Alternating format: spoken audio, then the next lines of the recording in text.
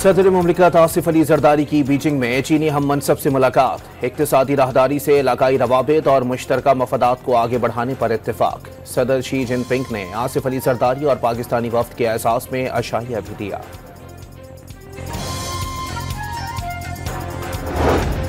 वफाकी वज़ीर दाखिला मोहसिन नकवी की अशाइये के दौरान चीनी सदर से गुफ्तगू।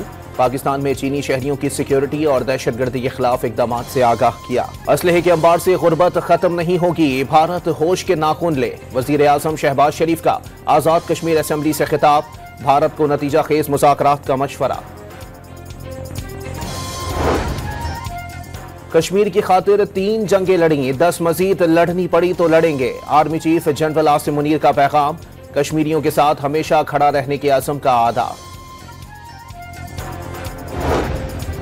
और इस्लामाबाद में डॉन मीडिया की ब्रीथ पाकिस्तान कॉन्फ्रेंस का इफ्तिताह। आबिदा परवीन ने सूफियाना कलाम पेश करके महफिल के शुरका को झूमने पर मजबूर कर दिया। कॉन्फ्रेंस का बाज़ाब्ता आगाज़ कल होगा।